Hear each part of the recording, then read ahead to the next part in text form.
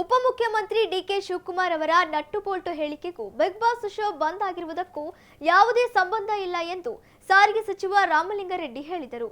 ಚನ್ನಗಿರಿಯಲ್ಲಿ ಸುದ್ದಿಗಾರರೊಂದಿಗೆ ಮಾತನಾಡಿದ ಅವರು, ಡಿಸಿಎಂ ಡಿಕೆ ಶಿವಕುಮಾರ್ ಅವರು ನಟ್ಟು ಬೋಲ್ಟು ಹೇಳಿಕೆ ನೀಡಿದ್ದು ಚಿತ್ರರಂಗದ ಬಗ್ಗೆ ಬಿಗ್ ಬಾಸ್ ಶೋ ಬಂದ್ಗೂ ಅವರ ಹೇಳಿಕೆಗೂ ಯಾವುದೇ ಸಂಬಂಧವಿಲ್ಲ ಎಂದರು.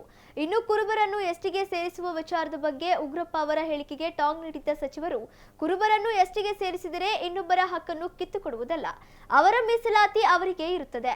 ಕುರುಬರನ್ನು ಎಸ್ಟಿಗೆ ಸೇರಿಸಿ ಇರುವ ಮೀಸಲಾತಿಯನ್ನು ಇನ್ನೂ ಹೆಚ್ಚಿಗೆ ಮಾಡುತ್ತಾರೆ ಎಂದರು.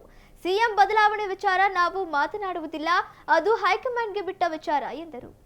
ಇದ್ರದ್ದು ಬಿಗ್ ಬಾಸ್ ಬಂದ್ ಮಾಡಿಬಿಟ್ಟಿದ್ದಾರೆ, ಅದರದ್ದು ಭಾರಿ ಚರ್ಚೆ ಆಗ್ತಾ ಇದೆ ಸರ್. ಸರ್ಕಾರ ಅವ್ರದ್ದೇನೋ ತಪ್ಪುಗಳಿದೆ, ನ್ಯೂನತೆಗಳಿದೆ ಅಂತೇಳಿ ಪೊಲ್ಯೂಷನ್ ಕಂಟ್ರೋಲ್ ಬೋರ್ಡ್ನವರು ಏನೋ ಕಂಪ್ಲೇಂಟ್ ಕೊಟ್ಟಿದ್ರಂತೆ, ನೋಟಿಸ್ ಎಲ್ಲ ಕೊಟ್ಟಿದ್ದರು.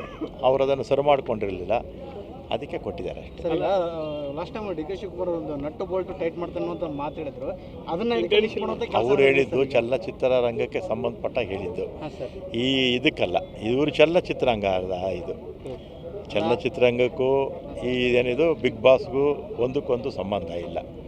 ಇದರಲ್ಲಿ ಯಾರು ಚಲನಚಿತ್ರ ನಟರು ಭಾಳ ಕಡಿಮೆ, ಯಾರೋ ಒಬ್ಬರು ಇಬ್ಬರು, ಅದಕ್ಕೂ ಇದಕ್ಕೇನು ಸಂಬಂಧ ಇಲ್ಲ.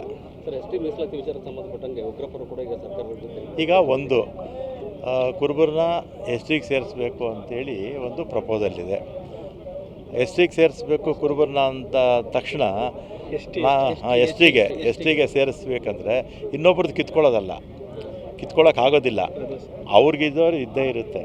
ಯಾರಿಗೆ ನಾಯಕರಿಗೆ ಎಸ್ ಟಿ ಜನಾಂಗದವ್ರಿಗೆ ಏನು ರಿಸರ್ವೇಷನ್ ಇರುತ್ತೋ ಅದು ಇದ್ದೇ ಇರುತ್ತೆ. ಆಗ ಮೀಸಲಾತಿ ಪ್ರಮಾಣ ಜಾಸ್ತಿ ಮಾಡ್ತಾರೆ ಅಷ್ಟೇ.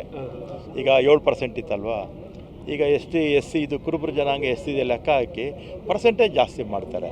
ಯಾರ್ದನ್ನು ಕಿತ್ಕೊಳ್ಳೋವಂಥದ್ದು ಅವಶ್ಯಕತೆ ಏನೂ ಇಲ್ಲ. ಆ ಥರ ನಮ್ಮ ಮುಖ್ಯಮಂತ್ರಿಗಳು ಮಾಡೋದು ಇಲ್ಲ. ಸಿದ್ದರಾಮಯ್ಯವರು ಎಸ್ ಟಿ ಮಾಡಿದರೆ ಮಾಜಿ ಆಗ್ತಾರೆ ಅನ್ನೋದು ಉಗ್ರಪ್ಪ ಹೇಳಿಕೆ. ಈಗ ಒಂದು ಎಸ್ ಟಿ ಇದೇನಾದರೂ ಕುರುಬರು ಅವರ ಏನು ಮೀಸಲಾತಿಯಲ್ಲಿ ಕೇಳಿದ್ರೆ ತಪ್ಪಾಗುತ್ತೆ. ಅವ್ರ ಮೀಸಲಾತಿಯಲ್ಲಿ ಕೇಳ್ತಿಲ್ವಲ್ಲ ಕುರುಬರು ಎಸ್ ಟಿಗೆ ಸೇರಿಸಿ ಅಂತ ಹೇಳ್ತಾ ಇದ್ದಾರೆ.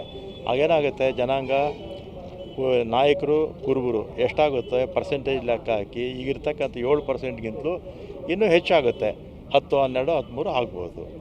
ಅದನ್ನು ಕೇಳ್ತಾ ಇದ್ದಾರೆ ಅಷ್ಟೇ. ಸಿಎಂ ಬದಲಾವಣೆ ವಿಚಾರಕ್ಕೆ ಸಿಎಂ ಬದಲಾವಣೆ ವಿಚಾರ ನಾವು ಮಾತಾಡೋದಿಲ್ಲ. ಅಲ್ಲ, ಅದು ಬಗೆಹರಿಸ್ರಿ ಅಂತ ಜಾರಕಿಹೊಳಿ ಹೇಳ್ತಾರೆ. ಹೈಕಮಾಂಡ್ ಅವರೇ ಬಗೆಹರಿಸ್ಬೇಕಿದ್ನ ಇಲ್ಲ. ಹೈಕಮಾಂಡ್ ಪದೇ ಹೇಳಿದ್ದಾರೆ, ಯಾರು ಮಾತಾಡಬೇಡಿ ಅಂತ ಹೇಳಿಲ್ವಾ? ಹೇಳ್ತಾನೆ ಇದ್ದಾರೆ ಹೈಕಮಾಂಡ್ ಅವರು. ಏನು ಪದೇ ಹೈಕಮಾಂಡ್ ಬದಲಾವಣೆ ಆಗುತ್ತೆ ಅಂತ ಹೇಳಿದ್ರೆ ಬದಲಾವಣೆ ಆಗಲ್ಲ ಅಂತ ಈಗ ಹೈಕಮಾಂಡ್ ಅವರು. ಈಗ ಹೈಕಮಾಂಡ್ ಏನು ಹೇಳಿದೆ? ಆಗಲ್ಲ ಅಂತ ಹೇಳಿದ್ರೆ ಹೈಕಮಾಂಡು ಹಿಂದೆ ಏನು ಹೇಳಿದ್ದಾರೆ, ನೀವೇ ನಿಮ್ಮ ಟಿ ವಿಗಳಲ್ಲೆಲ್ಲ ಹೇಳಿರ್ತೀರ, ನೀವು ಇನ್ನೊಂದ್ಸಲಿ ರಿವೈಂಡ್ ಮಾಡ್ಕೊಳ್ಳಿ.